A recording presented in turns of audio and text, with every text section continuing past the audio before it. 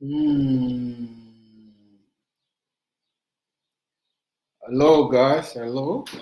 Welcome to another episode of the Tom Tombeka Unplugged podcast. Welcome, guys. Today we are continuing from where we stopped on the general trade facilitation, transparency, and formality measures. Our last episode, we covered the transparency measures, and today we'll be covering the formality measures, which has to do.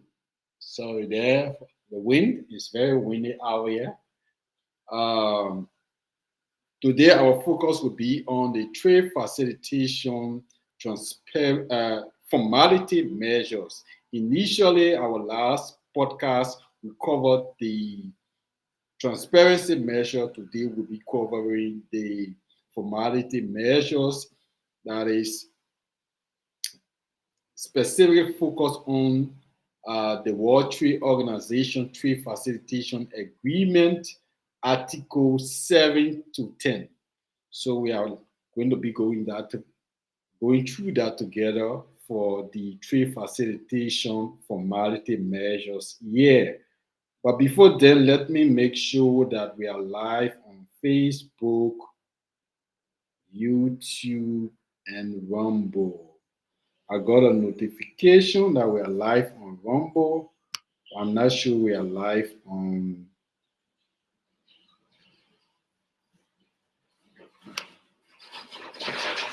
So let me check. Let me check our Facebook. See, we are live on Facebook. I don't know. I'm not seeing us being. Okay, we are live on Facebook. So we are live on Facebook, Rumble, and YouTube. And today we'll be covering the trade facilitation formality measures. Trade facilitation, the WTO trade facilitation agreement formality measures. This is what we are going to cover today. Our last episode were on the measures that talk about transparency. Today we are going to be dealing with transparency. The last episode was about transparency measures of the trade facilitation agreement. Today we'll be covering the formality measures. So we are going to focus on the formality measures of the trade facilitation agreement. I got confirmation that we are live on Facebook. I got a notification that we should be live on Rumble. We should be live on Rumble. We should be live on Rumble.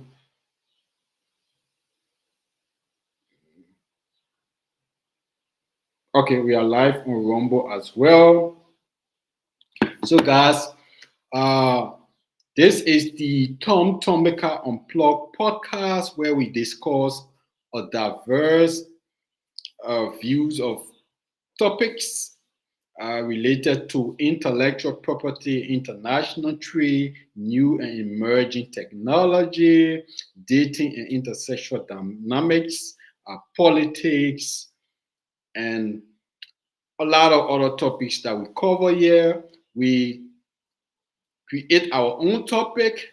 We discuss other existing topics.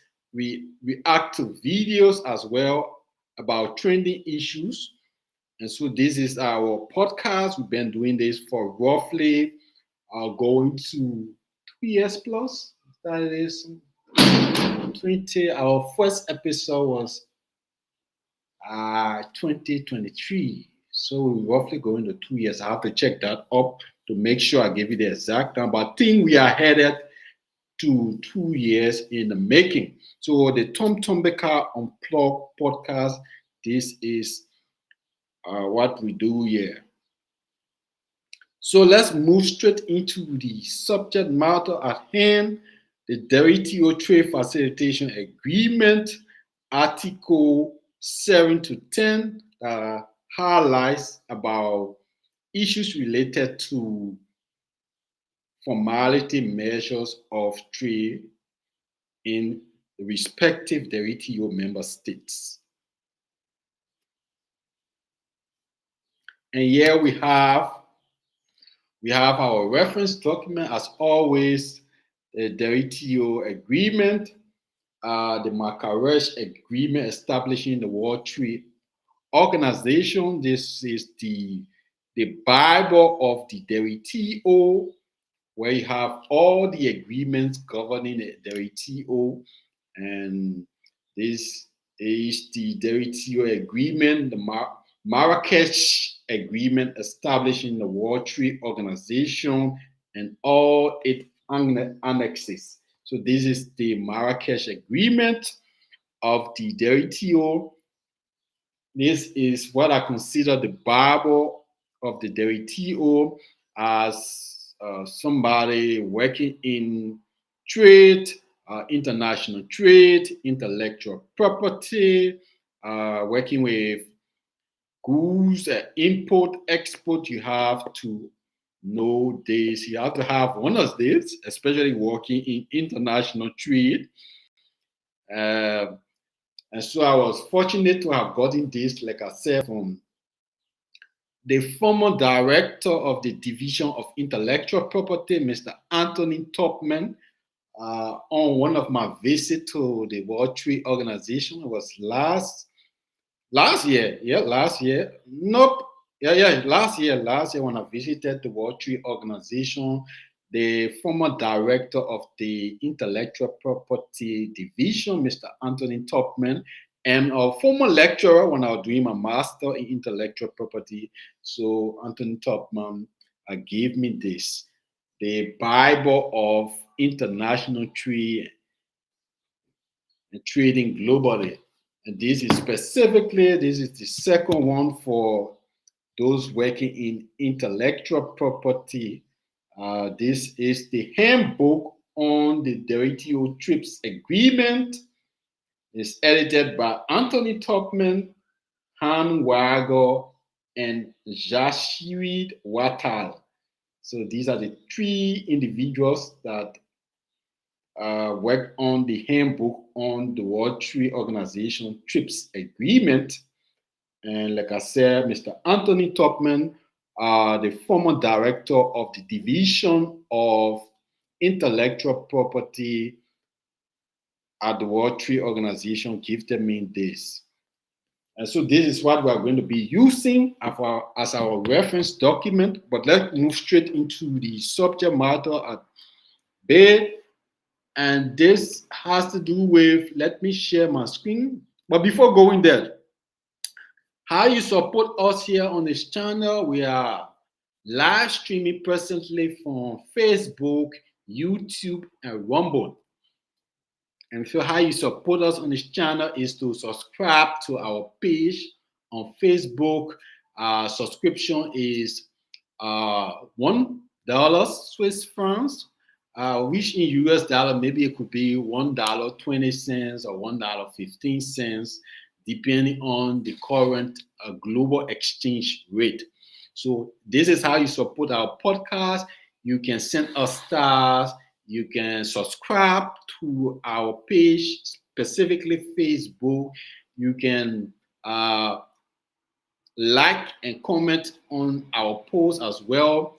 Like I'm live streaming now, you see here, support this podcast so you can, the QR code personally seen on this page, you can screen it and send us whatsoever amount. That's how you support the podcast, or mainly your subscription on Facebook. You can send us stars and other gifts as well. So that's how you support our podcast. We encourage you to go on YouTube and on Rumble. You'll be able to find us there. So let's move into the matter, the meat of the matter at bay. And let me stop sharing this. See, let me remove this. QR code. Okay, so let me move the QR code. Okay, so let's move into, let me share my screen so you can look at the reference document that we are using here. Our reference document is the wow. I think the reference document is on the desktop here. Okay, yes, the reference. Nope.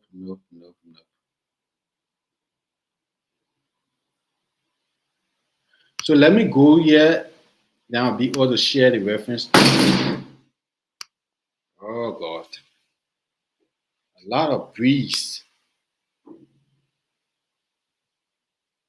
Let's see if I can find a reference document.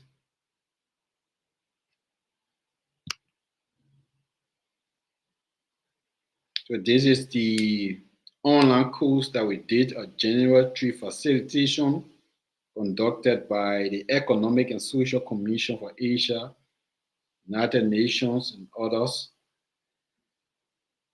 But I want to get this reference document for you to see because on the desktop is not showing on the screen, but it's somewhere here. Okay, let's see how we can get it first.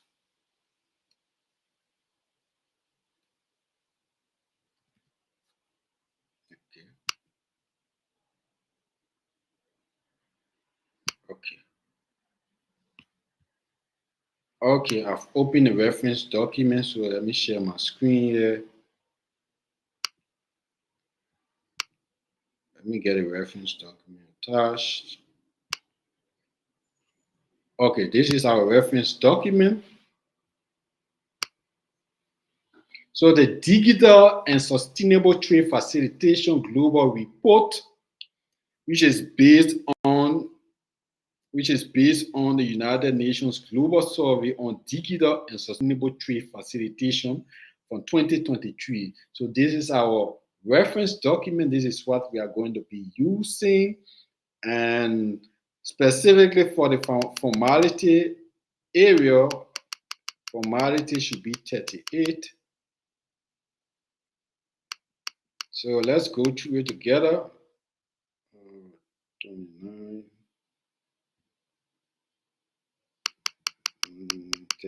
38. Okay.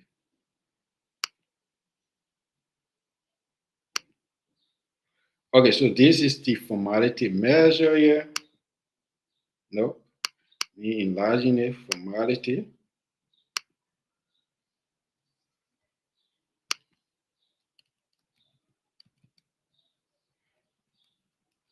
So this is it. This is the formality measures that we are talking about. And so let's go through it together. Let me see if Facebook can see if our screen is matched. That's the issue about one man podcast. You have to do everything. You have to check all that everything is going, that you are live and all of that. You have to make sure everything is going right. Okay, so I think we are good. Everything is going right. We are live all over the place.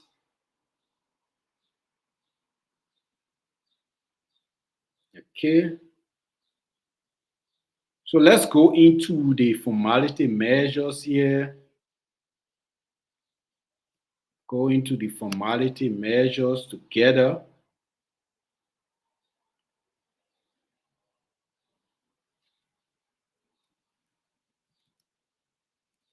I want to confirm that we are live here. Okay. Okay, so we are live. The formality measures are live. Oh God. The thing already blocking, it's all on the screen. I have to delete it from there. They use some contest stuff.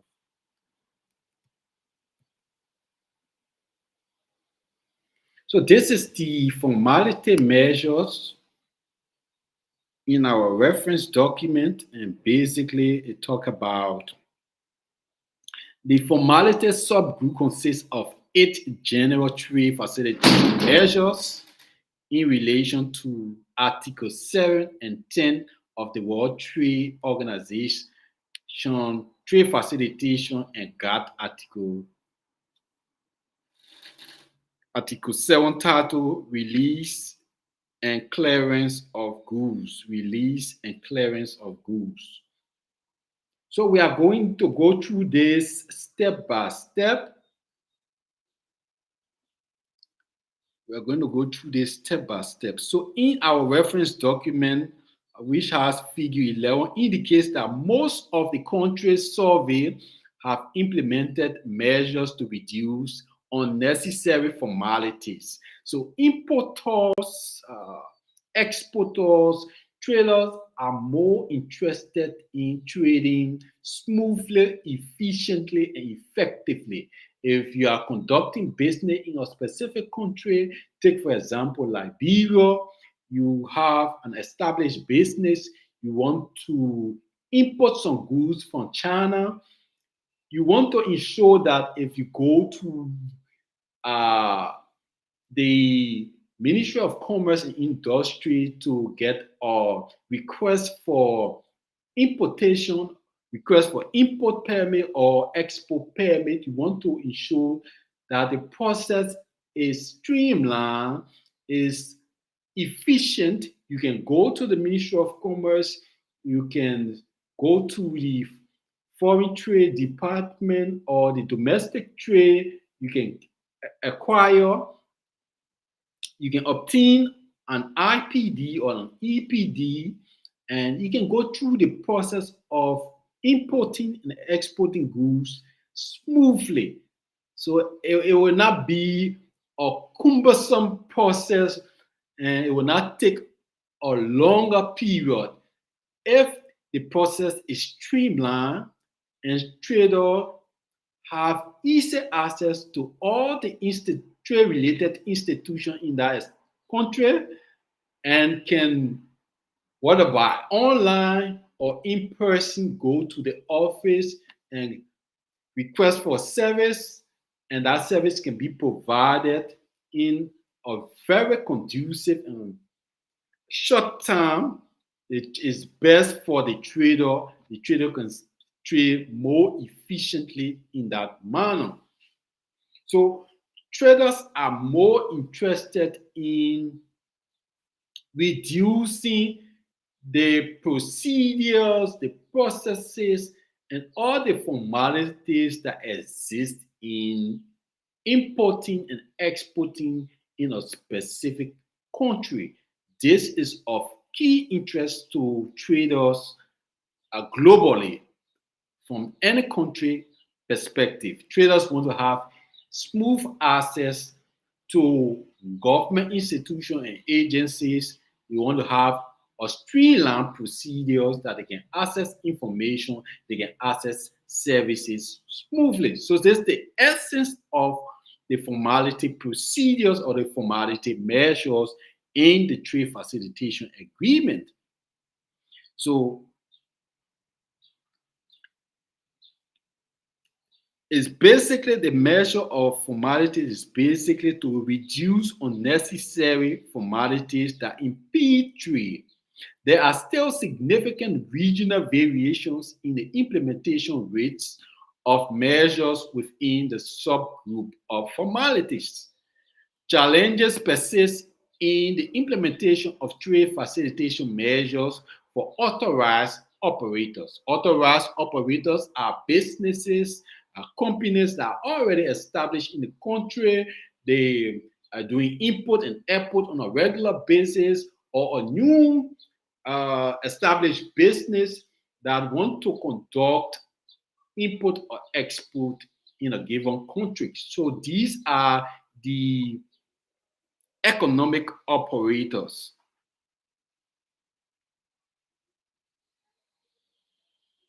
So, like we said, there are still significant regional variation in implementation rates of measures within a subgroup. Challenges persist in the implementation of trade facilitation measure for authorized operators, especially in the specific islands, sub-Saharan Africa, which this is the location for Liberia specifically, and South Asia. On another note, Pacific Islands and Sub-Saharan Africa show relatively low implementation rates for the establishment and publication of average release time. Average release time. So this is the concern that countries within the specific region, uh, the Pacific Island country and Sub-Saharan Africa are not really making significant progress in terms of reducing the cumbersome formalities that exist uh, when trading within these given regions. They have made they have made some efforts, but the effort is considered relatively low in terms of the rate for the establishment of publication of regulations, of laws, of procedures, and traders having access to information online or going in person at a specific ministry or trade related agency and accessing service is relatively low according to this sustainable digital trade facilitation survey conducted by the United Nations. So let's move forward, moving smoothly. Least oh, so let me go up here. Let me go up.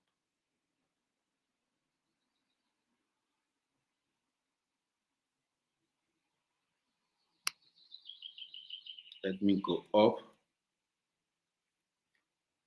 All right. So let me there be least implemented measures within this subgroup. So the least implemented measure in terms of formality procedures is specifically in the Pacific Island region and Sub-Saharan Africa region. More than 84% of countries have implemented this measure, at least on the pilot basis. However, full implementation has been achieved in less than 33% of the countries surveyed. The implementation of Authorized Economic Operators Program envisaged in the Trade Facilitation Agreement by now is a common practice across Latin America and increasingly in the Caribbean region. However, national authorized economic operators programs vary in terms of their certification requirements. So, given the region that this program exists in, whether Africa, Sub-Saharan Africa, Pacific Island, the Caribbean, the program might differ.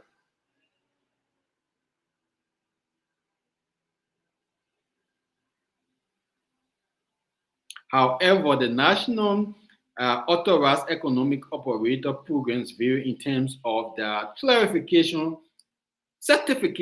the certification requirements, the types of firms that can apply, the benefits granted, and their duration, among other variables. Therefore, mutual recognition agreements are important to ensure that a firm has obtained the authorized economic operator status in one country can enjoy equivalent benefits in other countries where it operates. In recent years, Latin America countries have concluded several um, mutual recognition agreements, especially within their own regional economic integration bloc, and also within key regional partners such as China and the United States. So basically, uh, the formality procedures of the trade facilitation agreement initially is is a combination of the transparency and formality measures. But since we have already dealt with the transparency measure today, our focus is the formality measure. And the formality measure of the trade facilitation agreement of the WTO basically highlights the process of reducing the cumbersome and unnecessary formalities that trader encounters in a given country when trading domestically, regionally, or international, specifically for exportation and importation. What are the requirements? What are the procedures? What are the processes? And how can the trade-related institution, specifically the Ministry of Commerce and Industry, as well as the Custom Authority, the National Port Authority within a given country, how can these trade-related institutions, whether it's trade related to environmental protection, whether it's a trade, or whether it's a trade related to agriculture or health, all these institutions in combination, are they making the process easy for traders to trade if they need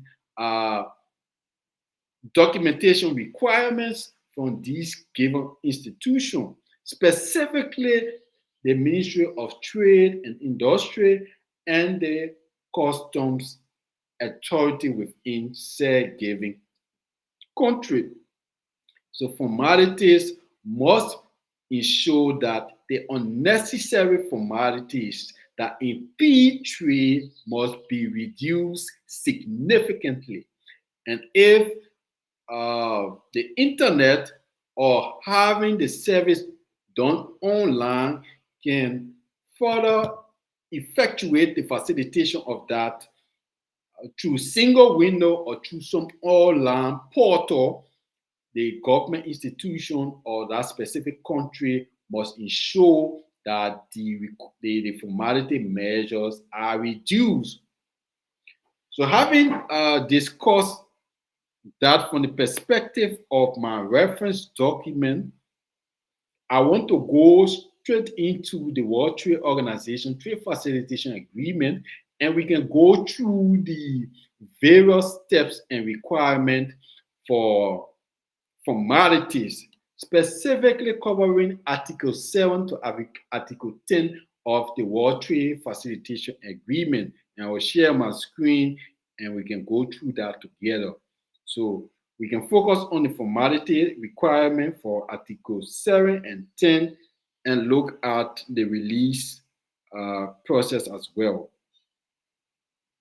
So let me share my screen here and say, let's go through this formality measures, specifically with the WTO agreement together.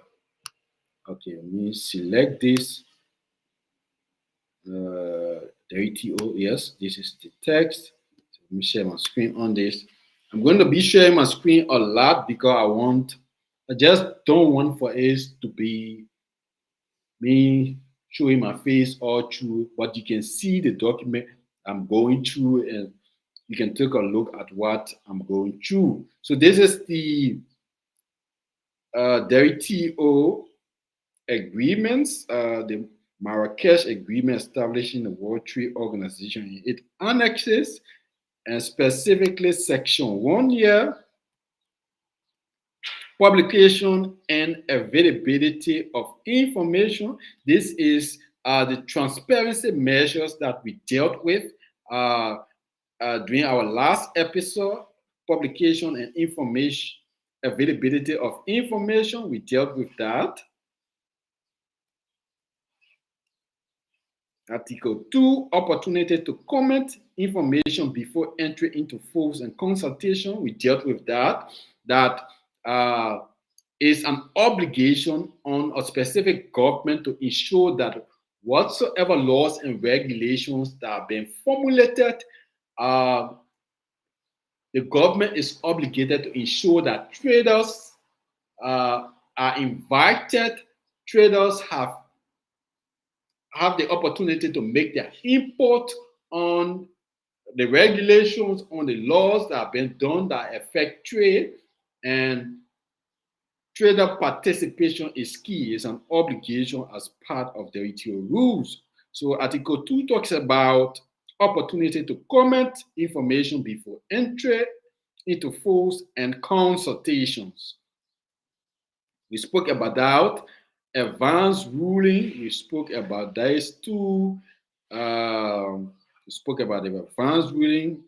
Each member shall issue an advanced ruling in a reasonable time-bound manner to the applicant that has submitted a written request containing all necessary information. If a member declines to issue an advanced ruling, it shall promptly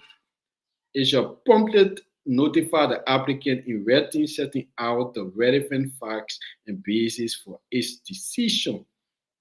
So advanced ruling, in the last episode, we spoke about that, already covered that. We talk about procedures of appeals. Yes, so this was the last part we covered with regards to a trader having access to appeal decisions, whether decisions from the Ministry of Trade or the Custom Authority or the port. No. Basically, the Ministry of Trade and specifically the Custom Authority, because the Custom Authority is where all the tariffs are for a specific business are highlighted, the taxes are paid. So this procedure for appeal is talking about custom-related activities. Each member shall provide that any person to whom custom issues an administrative decision has the right within its territory. The right they have, A, is to administrative appeal to or review an administrative authority. So like we said, the first requirement for appeal that they can go to the custom authority and cite the difference, and the matter can be looked into, and if the final outcome of that matter they disagree with, they have the right to appeal to a second, which is a judicial appeal or review of decision. Then with insert pure special laws and obligation with undue. So they got the first step and second step and third approach to appeal. So we covered that. So let's move straight into Article 5 that talks about other measures to enhance impartiality, non-discrimination, and transparency. So a notification for enhanced controls or inspection, where a member adopts or maintains. In this case, when we talk about a member, we are talking about countries because the WTO is a member-based organization. So the WTO agreement, when it highlights issue of member, where a member, it means country. So where a member in this case could be Liberia. Where a member, Liberia, adopts or maintains system to issue notification or guidance to its concerned authorities for enhancing the level of controls or inspection at the border in respect of goods, beverages, and feed stuff covered under the notification or guidance of protecting human, animal, and plant life and health within its territory. The following disciplines shall apply to the manner of their issuance, termination, and suspension. So this basically talking about cross-border trade in terms of whether you are importing or exporting the goods at the border point, be it at the airport or be it at the seaport or at a border or cross-border point. So each member of the WTO has an obligation to enhance impartiality, non-discrimination, and transparency. So the first has to do, the member may, as appropriate, issue notification or guidance based on regs. So, take for example a specific goods. Maybe you are, for example, in the case of Liberia, you are taking you went to Guinea, you bought some cows, maybe 50 cows, and you want to bring them to Liberia, and the health authority want to ensure that these animals are healthy enough that when they come to Liberia, if they will be consumed by Liberians. If you have a cow factory and you want to take these cows there to sell them, or through a butchery to sell them, that to ensure that the animals are healthy, they have no high risks, or maybe there's an infection of cow in Guinea, and then you are purchasing 50 cows to cross them over the border to Liberia, there might be some issues of health risks. And so a member may, as appropriate, issue notification or guidance based on risks. So if Liberia thinks, specifically the Ministry of Health officers that are the borders and the immigration, or all those working at the border, thinks that is such a risk to carry that amount of 50 cow from Guinea to Liberia because of the information that there's a cow disease infection taking place in Guinea, and these cows are being transferred to Liberia.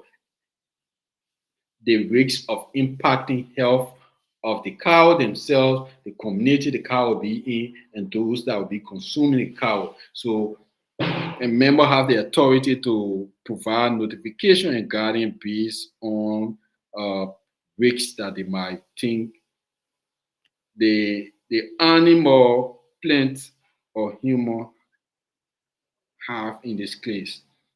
B, the member may issue the notification or guidance so that it applies uniformly only to those points of entry where the sanitary and phytosanitary conditions on which the notification or guidance are based apply. So, like we are discussing, the cows is sanitary as well as is a sanitary measure in this case. Phytosanitary should be considered for plants. Sanitary should be considered for animals. So you want to ensure that the sanitary measures of the cow in terms of the cow health is taken into consideration. Even the people transporting the cow from Guinea to Africa, their health as well, and the health of the general public. You want to take that into consideration. C, the member shall promptly terminate and suspend the notification or guidance when circumstances giving rise to it no longer exist, or if changed circumstances can be addressed in less trade restrictive manner. So if there were issues of health risks to the cow and you want to restrict them, you don't want for the cows to cross over from Guinea to Liberia, you want to quarantine them, you want to do a test and ensure that everything is safe, you can impose that restriction as a member state Liberia. However, if the cows were quarantined for a specific period, maybe a week, and tests were conducted, and you ensure that the cows are healthy, they are good to cross in our country, they are good for nutrition, we can sell them to butcheries, we can eat them, and they are safe for consumption, then you can make that dissemination as a country that we can lift this restriction at this current moment because of we have made a determination that the cow are healthy for consumption.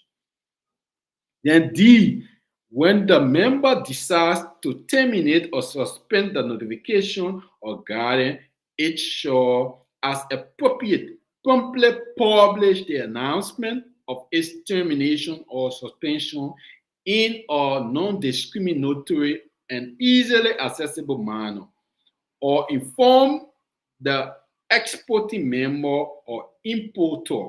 So in this case, a decision has been made that the cow are healthy enough, they are good for consumption.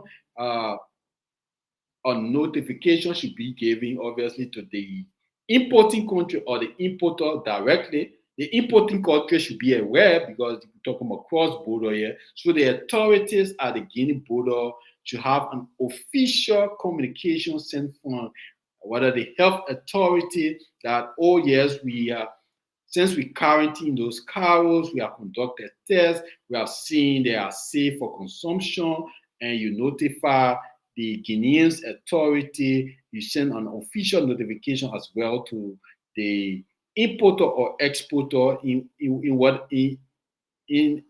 whatever given case, and then you have an official notification to the authority and the importer or exporter as well.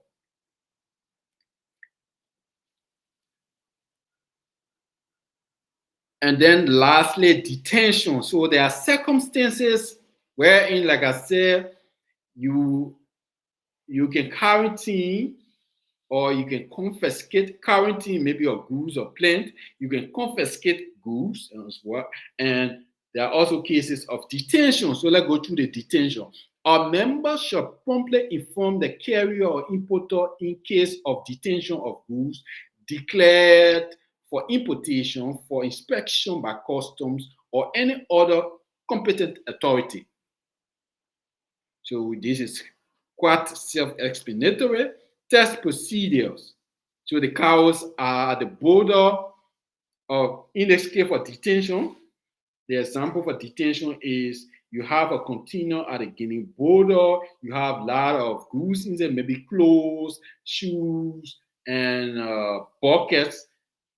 And the custom authority in Liberia are not sure of your, if you are paying your taxes and all of that, and they want to conduct an inspection at the border, that goods can be detained for that period, and the custom officers can go there to assess the goods, open the container, and check in and make and do their job in that case, and make a declaration for any competent authority for matter, whether the custom authority, whether the Ministry of Trade, whether the Ministry of Health, or the Environmental Protection Agency in this case, under detention. Test procedure. A member may, upon request, grant an opportunity for a second test in case the first test result of a sample taken upon arrival of the goods declared for importation shows an adverse finding. So you have the option for a second test. If a first test was done, you can request for a second test. 3.2, a member shall either publish in a non-discriminatory and easily accessible manner the name and address of any laboratory where the test can be carried out, or provide this information to the importer when it is granted the opportunity provided under paragraph 3.1. 3.3, a member shall consider the result of the second test, if any, conducted under paragraph 3.1 for the release and clearance of goods, and if appropriate, may accept the result of such test. So we're talking about clearance of goods now.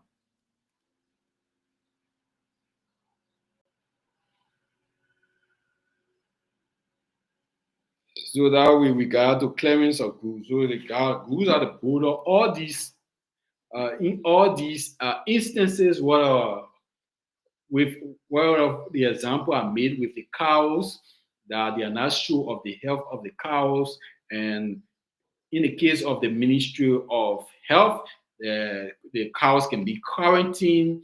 The government has an obligation to provide laboratories, whether on a website or directly to the importer or exporter.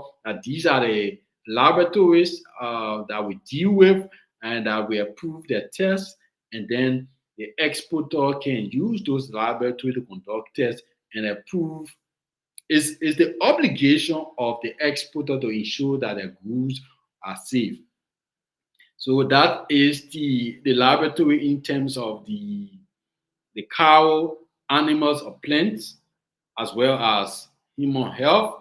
But for the example with the goods in a container, sleepers, and plastic goods buckets, the custom authority can go there, make detain that container, and conduct the appropriate custom inspection there, and make a determination on what tariff or what taxes to impose. So basically, that was the formality measures with Article 5, other measures to enhance impartiality and then non-discrimination and transparency. And lastly, it spoke about uh, release and clearance of goods, specifically border points, whether cross-border or at an airport or whether at a national port, seaport, airport, bullet point. So these are the areas that we're referring to. I think we can cover Article 6 that talks about discipline on fees and charges imposed and on charges imposed on or in connection with importation and exportation and penalties. So let me see if we can cover that. How long we've been here? How long are we? How long we've been live? So let's call Article 6 of the Trade Facilitation Agreement, and then we can call it a day on the trade facilitation formality measures. But let me look at this and see specifically what are the next Article 6. I want to cover release. Okay, release and clearance. Okay, let me just do justice and cover Article 6 and 7, and then we can call it a day. But Article 7 is the actual because should have started from Article 7 to Article 10. But let me call Article 6. Let me do justice. Let me see articles. Focus on release. Article 7, where Article 8 is. Article 7 long. Wow. Border Agency Cooperation Article 8. Let me do Article 7. Article 7 is very long. I think we'll be able to cover up at least we can cover the major parts. Okay, so Article 7. Pre-arrival processing. Article 7 is release and clearance of goods. And number 1 is pre-arrival processing. Pre-arrival processing.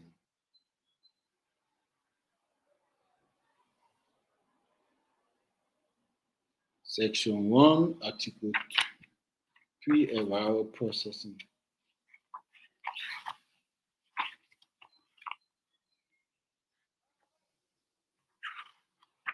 Pre-arrival processing.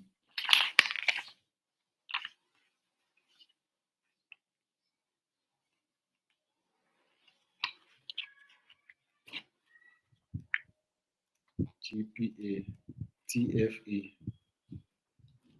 I just want to read a pre-arrival something from my territory agreement I got here. So maybe let's just do it. I want to do it from the screen because I want to show my face. But anyway, let's do it together. Pre-arrival processing.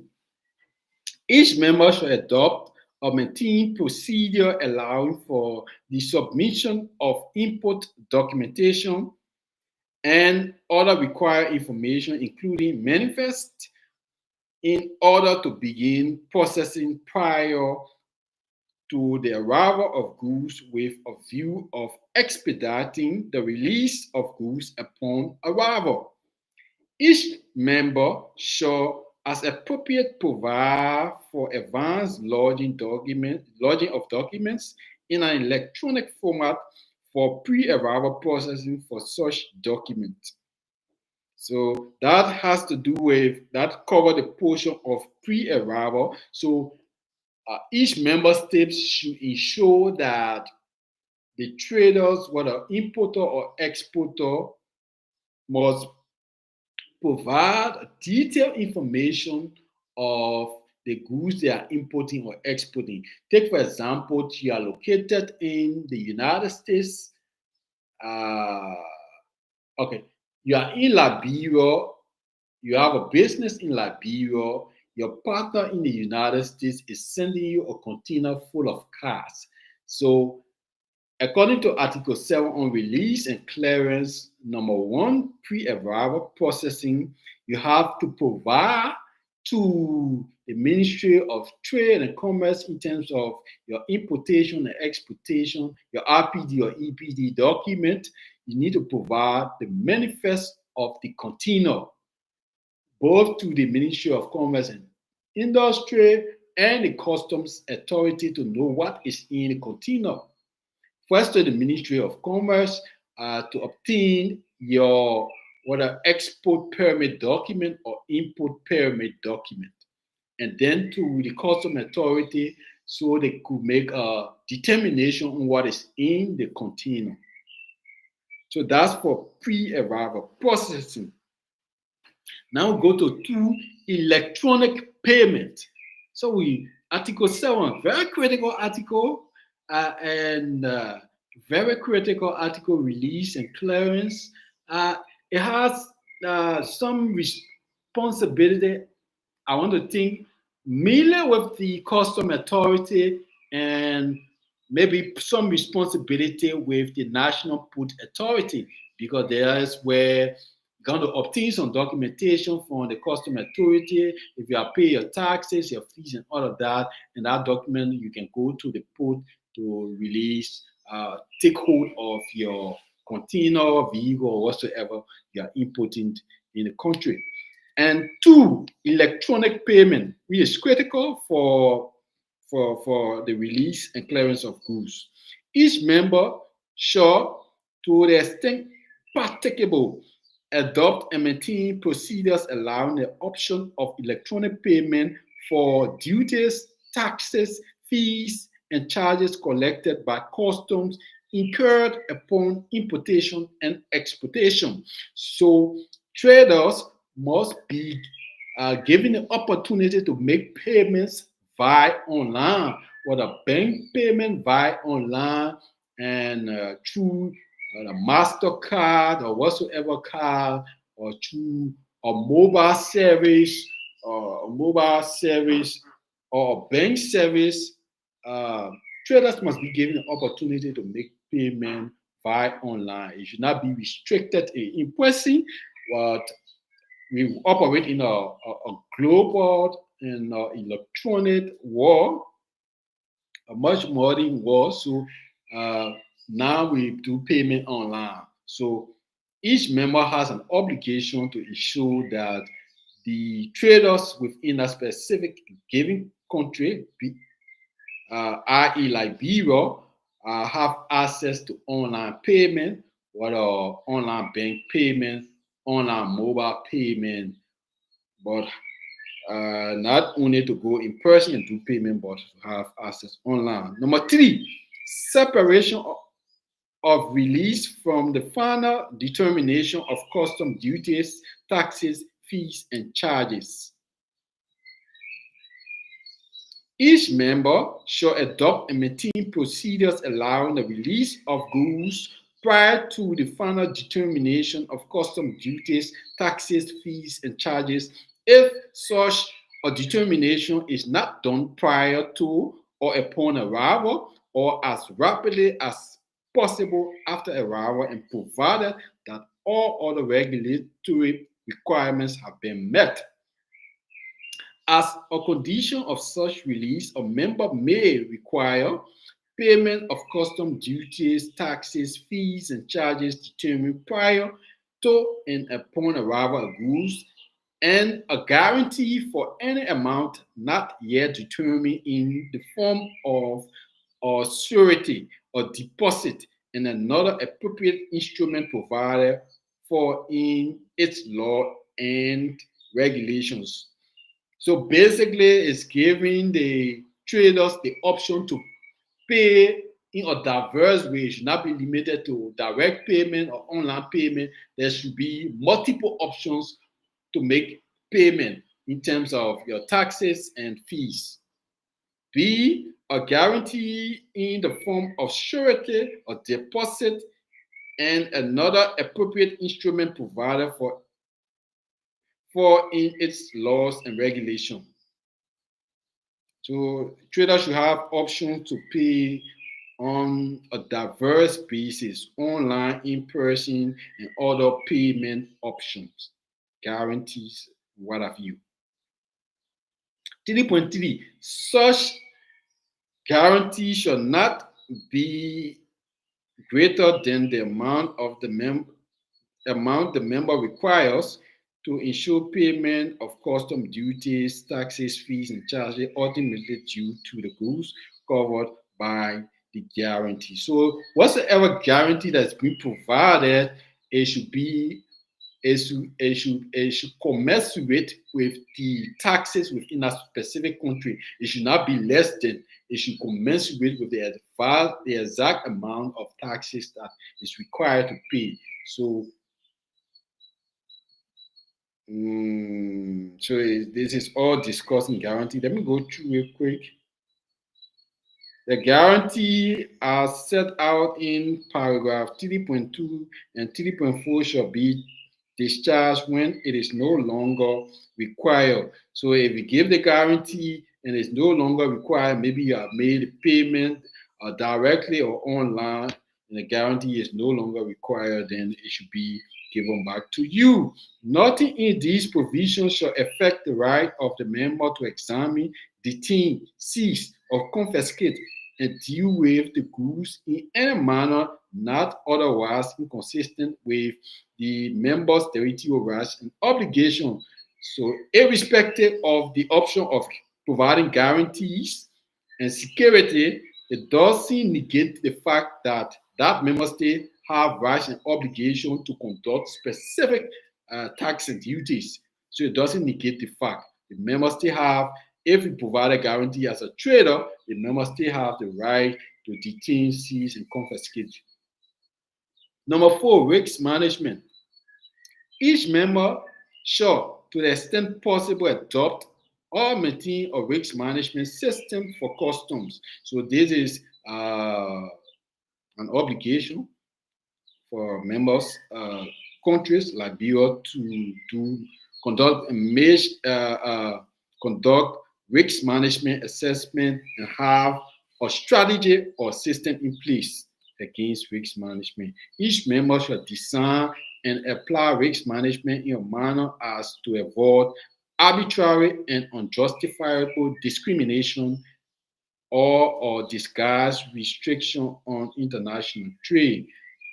Discrimination in terms of maybe Liberia and African countries favoring other African countries in terms of importation and exportation in trading, but it doesn't provide that same favor to Caribbean countries, European countries, and Asian countries. So this is what we talk about the MFN and other discriminatory measures. So discrimination in that sense, giving favors to other members, one giving favors to other members that is not given to the others.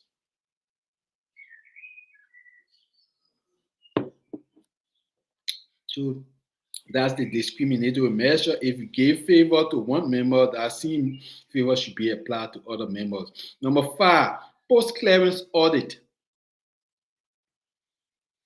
Let me just read 5.1 and move down. This Article 7 is very long.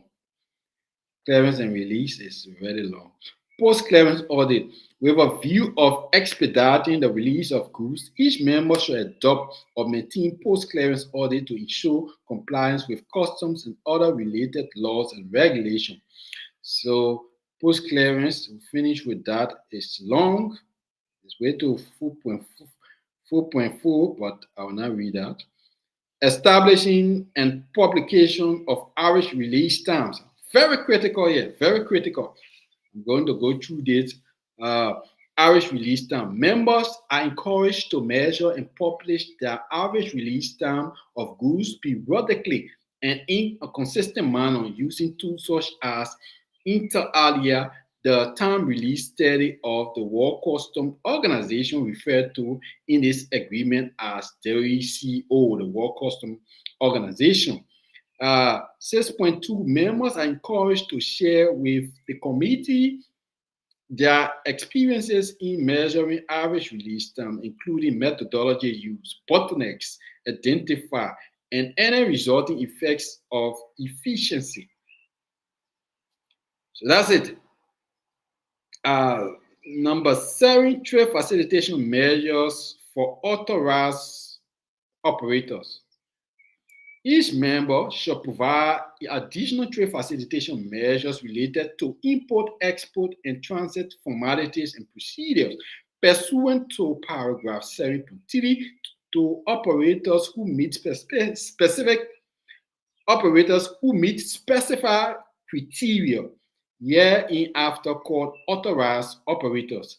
Alternatively, a member may offer such trade facilitation measures through custom procedures generally available to all operators and is not required to establish a separate scheme. So it's not required to set operators separate scheme. So that let me see this. Let me see this is the last article. I will stop it. I mean that read 7.6 and then go to 8.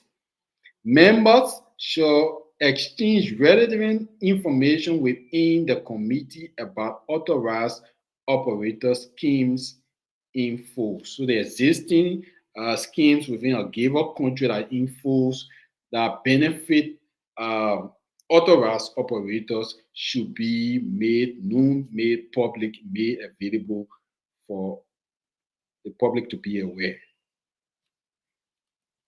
8. Expedited shipments. 8.1. Each member shall adopt or maintain procedures allowing for the expedited release of at least those goods entered through air cargo facilities to persons who apply for such treatment. So if you are using the airport, there are specific goods that you can go through the airport, whether mail or some lightweight goods. The goods that you transport on ship cannot be the same goods that you can transport on plane, given the size of the plane. All of that you have to take into consideration. Release of at least those goods entered through air cargo facilities to persons who apply for such treatment while maintaining custom control. If a member employs criteria limiting who may apply, the member may, in published criteria, require that the applicant show as conditions for qualifying for the application of the treatment described in paragraph 8.2 to its expedited shipment. So immediately A and B of the agreement provide adequate infrastructure and payment for custom expenses related to processing and expediting shipment in case where the applicant fulfills the member's requirement for such processing to be performed at a dedicated facility. B. Submit in advance of the arrival of an expedited shipment the information necessary for release. So that is expedited shipment, almost like VIP shipment. So let me see this. 8, I think this will bring us to 9 is Perishable goods. Another critical point to make here. Perishable goods. 9.1. With a view of preventing avoidable loss and deterioration of perishable goods, and provided that all regulatory requirements have been met, each member shall provide for those release of perishable goods. A. Under normal circumstances within the shortest possible time. So we're talking about perishable goods here. So you have to be very effective and efficient enough to ensure that the um, lifespan of the goods or the shelf life of the goods is taken into consideration when dealing with perishable goods. So B, in exceptional circumstances where it would be appropriate to do so outside the business hours of customs and other relevant authorities. So you have to give consideration outside of working and business hours when there are action activities that need to ensure that this good is either transported or transferred or is kept in our area, and that will lead to furthering the lifespan or the shelf life of that perishable goods. So let me read 9.2 and end there. Each member shall give appropriate priority to perishable goods when scheduling any examination that may be required. So perishable goods is the last one. So I will just read 9.3 and 9.4 and then we call it a day. Each member, 9.3, each member shall either arrange or allow an importer to arrange for the proper storage of perishable goods pending their release. The member may require that any storage facility arranged by the importer have been approved or designated by its relevant authority. The movement of the goods to those storage facilities, including authorization for the operator moving the goods, may be subject to the approval, where required, of the relevant authority. The members shall, where practicable and consistent with domestic legislation, upon the request of the importer, provide for any procedure necessary for the release to take place at those storage facilities. 9.4. In cases of significant delay in the release of perishable goods and upon written request, the importing member shall, to the extent practicable, provide a communication on the reasons for the delay. And so this brings us to the end of our trade facilitation formality portion. So, guys, I'm happy I was able to share with you guys. Uh, Go through it, look at the reference document, the formality portion, and then go to the World Trade Organization Trade Facilitation Agreement, the Trade Facilitation Agreement, Article 7, which specifically cover formality procedures. And formality procedure, the essence and the significance of the formality procedure of the Trade Facilitation Agreement is to ensure the reduction of unnecessary procedures, processes, and regulations, the reduction of them to ensure that traders can smoothly, effectively, efficiently, and in a short period of time do the exportation and importation of goods. And this will encourage traders to trade more and make your country a much open and welcoming trade a trade route to do trade.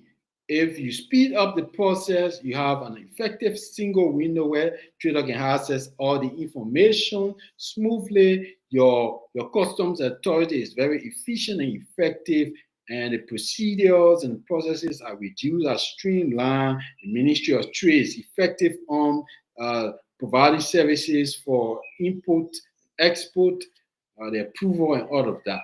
So this is the trade facilitation agreement formality measures that has to do with the reduction of the processes and procedures that a trader encounter when trading in a given country. And so this is how we want to end the year. Um, we encourage you to continue to follow us, subscribe to our page. That's how you support us. It's one Swiss francs per month, which will be equivalent to $1.15 or 20 cents US on a monthly basis. This is how you support us. We need new equipment. Now I'm live streaming from my laptop, my Apple laptop, my MacBook Air 13, and I'm saving. I want to buy a better camera with a better reflection. I want to buy a drone as well, so that when we do our outdoor vlogging, we can have a drone to show you uh, uh, a real photography of where we will be doing our vlogging, whether it's in the rural Basel or Basel City or wheresoever we are traveling to. So we ask you to please support us by subscribing to our Facebook page, by sending us stars, your comments, your engagements, your questions, and your queries. Or you can also support us here. We are using the Restream app. You can support us here by using the QR code here on this to on the screen right now. You see the QR code on the screen. You can use that QR code to buy us a cappuccino coffee. You can send whatsoever amount that's on your mind. And before closing this, I want to once again promote my page here. Let me go to my page. I have to continue to promote my page so you guys can get to see our channel. So this is my channel. Let me share the screen again so you can see my channel here. This is the current channel that I'm live streaming from the app PRS and Trade Nexus podcast. Let me share the screen here so you can see what I'm referring to. And so you can find us on YouTube at the RPRS, which is Intellectual Property Rights and Trade Nexus. This is our channel on YouTube. This is the channel that we are live streaming from presently. And our first channel is the Tom Tombika Unplugged podcast. And we type it in, and this channel will be active by July because we're on some violation, Facebook violation. And so this is our second channel here, the Tom Tombika Unplugged podcast. This is our other channel. This is where we have all our videos, our clip. So we have a lot of shots here. You can see us. This is where you have our shots and our videos. Our shots are doing well. Through our shots is how we get our subscribers. So we have a lot of videos from 2023 to present year, and we'll be uploading some. All the new videos, you can see them on Facebook, other video on Facebook, and our new YouTube channel, which is the RPRS and Trade Nexus podcast.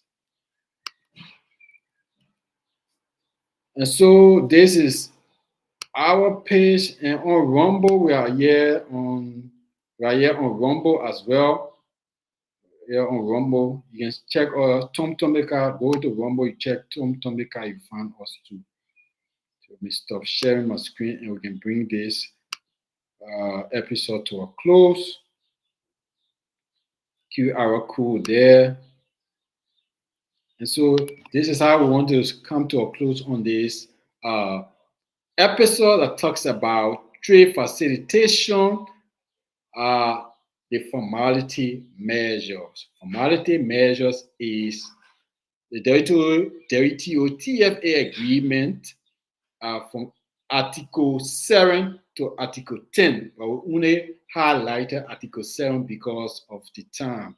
So thank you for your support. Thank you for always following. We appreciate you. Continue to like, continue to subscribe to our Facebook channel. Bye, guys. Bye. See you in the next episode. Hopefully, we'll do something tomorrow. I'm not sure. I can't guarantee you that. But if you don't see us tomorrow, you'll see us next week over the weekend, Friday or Saturdays. We end here. Bye, guys. Peace. Peace.